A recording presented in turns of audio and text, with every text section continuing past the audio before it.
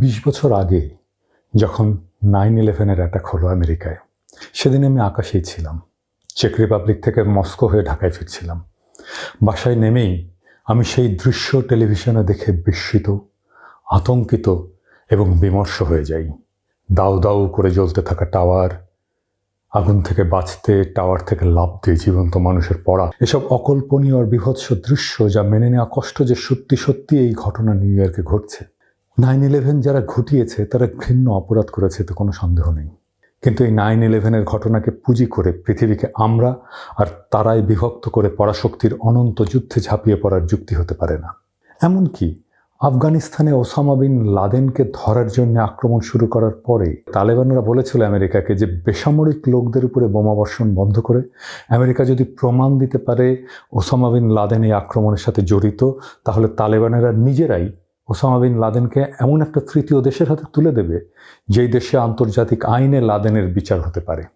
George Bush বলেছিল, প্রমাণ দেওয়ার দরকার নেই, আমরা জানি লাদেন অপরাধী। সে যদি জানেই লাদেন অপরাধী, তাহলে প্রমাণ দিতে সমস্যা কোথায়?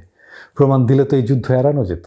এই কথাটা আমি বানিয়ে বলছি না, এই সংবাদ প্রকাশিত হয়েছিল খোদ গার্ডিয়ানে, এমনকি অন্য সব আন্তর্জাতিক সকল গণমাধ্যমে। ওসামা দোষী হলে আর বুশের হাতে প্রমাণ থাকলে তো লাদেনের বিচার করা যেত। বিচার হলেই তো নিহত আহত পরিবারগুলো ন্যায় বিচার পেত, জাস্টিস পেত। কিন্তু জাস্টিস তো লক্ষ্য ছিল না, লক্ষ্য ছিল যুদ্ধ। তাই সব কিছুকে পিছনে ফেলে বুশ আর তার সহচর ব্লেয়ার যুদ্ধে ঝাঁপিয়ে পড়েছিল। তার কারণ আফগানিস্তানের মাটিতে আছে $1 ট্রিলিয়ন খনিজ সম্পদ, যা পরাশক্তিগুলোর দরকার। একমাত্র যুদ্ধই এই সম্পদের উপরে পরাশক্তির কর্তৃত্ব নিশ্চিত করতে পারে। এই সিদ্ধান্ত ছিল পলিটিশিয়ানদের। সারা দুনিয়াতেই শান্তিকামী মানুষেরা যুদ্ধের বিরুদ্ধে রাস্তায় নেমেছিল।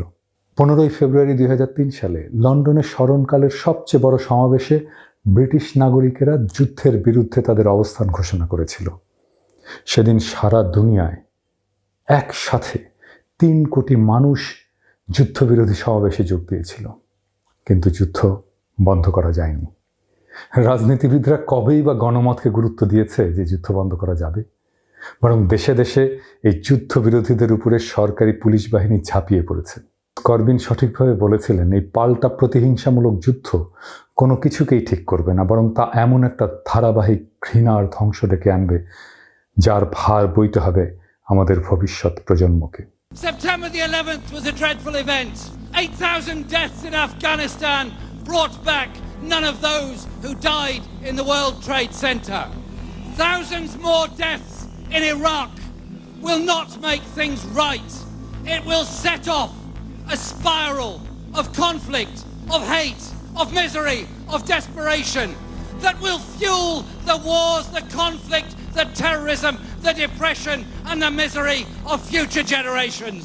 আর এই যুদ্ধের ফলেই জন্ম নিল ইসলামোফোবিয়ার নামে দুনিয়া জুড়ে এক নতুন ধরনের রেসিজম। সারা দুনিয়াতেই সিভিল লিবার্টি সংকুচিত হলো, রেসিস্ট একনায়করা ক্ষমতায় আসতে থাকলো সারা দুনিয়াতেই।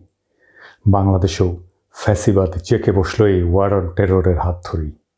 শুরু হলো যুদ্ধ ইরাকে, তারপরে সিরিয়ায়, তারপরে ইয়েমেনে, তারপরে লিবিয়ায়। মুসলিম প্রধান দেশগুলো থেকে স্রোতের মতো শরণার্থীরা ছুটতে থাকলো এক দেশ থেকে আরেক দেশে। মুসলমানরা যেই দেশে সংখ্যালঘু, সে দেশে শুরু হলো নির্মম নির্যাতন। মায়ানমারে রোহিঙ্গা, চীনে উইঘুর, ফিলিস্তিন আর ইন্ডিয়ার মুসলমানেরা মার খেতে থাকলো ক্রমাগত। যে সমস্ত দেশে পরাশক্তিগুলো ইন্টারভেন করলো এই সন্ত্রাসের বিরুদ্ধে অনন্ত যুদ্ধের নামে, সেসব দেশের অবস্থা ক্রমশই খারাপ থেকে খারাপতর হয়েছে। জনজীবনে নেমে এসেছে দুর্ভোগ। টেরোরিজম কমেনি, ভয়াবহ আরও সব টেরোরিস্ট সংগঠনের জন্ম হয়েছে। সারা দুনিয়াতেই টেরোরিস্ট হামলা বেড়েছে, হাজার হাজার প্রাণহানি হয়েছে। সারা দুনিয়াতে ছড়িয়ে পড়েছে ঘৃণা আর পাল্টা ঘৃণার চাষাবাদ। 9/11-এর ভিক্টিমেরা ন্যায় বিচার পায়নি। এই ধারাবাহিক যুদ্ধের ভিক্টিমেরা কেউই ন্যায় বিচার পায়নি, সে সিভিলিয়ান হোক আর সৈনিক হোক। পৃথিবীর এই অনন্ত যুদ্ধে সামান্যতম কোনো লাভ হয়নি। আমাদের লোকসানের ঝোলা শুধু ভরেছে। সেই ঝোলায় আমাদের জীবন, আমাদের স্বাধীনতা, মানবজাতির অংশ হিসাবে ভিন্ন ভাষা, ভিন্ন জাতি, ভিন্ন সংস্কৃতি, ভিন্ন ধর্মের প্রতি শ্রদ্ধা আমরা জলাঞ্জলি দিয়েছি। আর আমাদের ভাতৃঘাতী যুদ্ধে যারা লিপ্ত করিয়েছে তারা আছে মহানন্দে।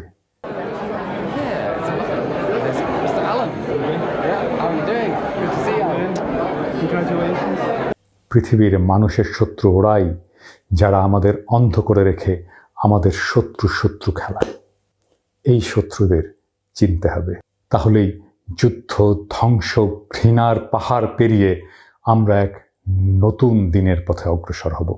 9/11 ঘটার পরে সারা দুনিয়ার মানুষ যে দুর্দশায় পড়েছে, যে প্রাণহানি হয়েছে, যে রক্তপাত হয়েছে, সবার দুর্দশার প্রতি আমার গভীর বেদনা জানাচ্ছি।